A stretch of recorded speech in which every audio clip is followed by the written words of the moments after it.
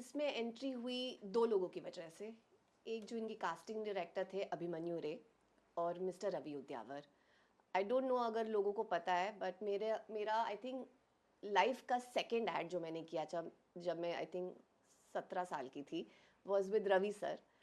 Toyota का ad था जो मैंने आमिर खान सर के साथ किया था, and that was the first time मैं मिस्टर रवि उद्यावर से मिली थी, उनके साथ काम किया था। और आई think life has come a full circle, और वो पहला एड था। और अब फाइनली उन्होंने मुझसे कहा था कि मैं हमेशा उनके दिमाग में थी। He was waiting for a right opportunity to cast me in something. और लकली दो दीवाने शहर में की कहानी ऐसी थी कि वहाँ पे एक कैरेक्टर था जो मेरे लिए करेक्ट था। तो उनका फ़ोन आया था मुझे, और अभिमन्यु रे का, दोनों का कॉल आया था, और उन्होंने मुझे बताया था कि रवि सर एक फिल्म बना रहे हैं and he would really like to meet you regarding that. तो फिर मैं गई रवि सर से मिलने, और हम लोगों ने बहुत सारी बातें करी फिल्म को छोड़कर, क्योंकि हम बहुत टाइम के बाद मिल रहे थे। And then he narrated the story of Do Deewane शहर में। और मुझे बहुत बहुत बहुत कमाल की लगी, क्योंकि बहुत ऐसे इम्पोर्टेंट इश्यूज हैं जो फिल्म में एक्सप्लोर किए गए हैं। और मुझे मेरा कैरेक्टर बहुत कमाल का लगा। सो देन आई सेड ठीक है, करते हैं इसको, थोड़ा इंटरेस्टिंग है है। ना, किस तरह संदीपा को रिलेट करती है, मतलब किस तरह ये आप पर्सनल लाइफ में? बहुत सारे चीज़ें हैं जो मैं रिलेट कर पाई नैना से। इनफैक्ट आई थिंक हर लड़की कहीं ना कहीं नैना से रिलेट करती है, क्योंकि I think on a deeper level all girls have similar issues.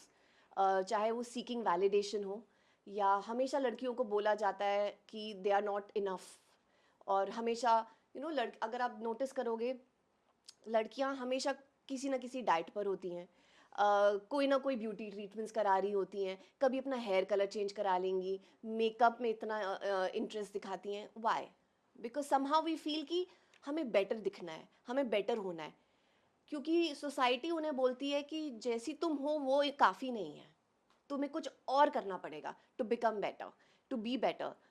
तो आई फील लाइक ये एक बहुत बहुत इम्पॉर्टेंट एक सब्जेक्ट है, जो जिससे मैं रिलेट कर पाई हूँ, क्योंकि even as as as someone in the industry, no matter आप कौन सी फिल्म करो, आप अपने लुक्स के लिए जज किए जाते हो, आप अपने वेट के लिए जज किए जाते हो। तो लड़कियों के लिए स्पेशली ऐसा हो जाता है ज़्यादा, लड़कों में उतना नहीं होता है।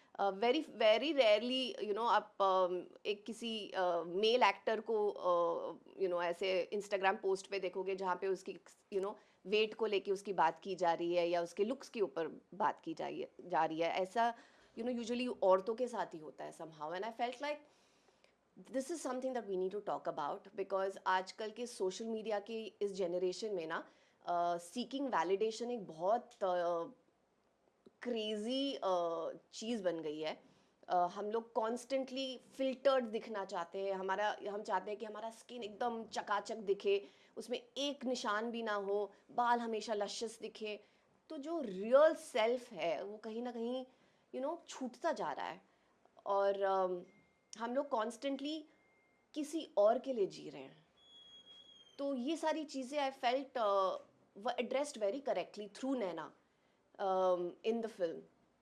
तो मैं इसलिए एक्साइटेड थी करने के लिए, क्योंकि ऐसी बहुत सारी लड़कियां हैं जो सेम इश्यूज से गुजर रही हैं, जो कॉन्स्टेंटली 5 किलो ऊपर 5 किलो नीचे यो यो करती जा रही हैं। 5 किलो घट जाता है, फिर कुछ टाइम के बाद वापस आ जाता है, फिर then they are trying to loose.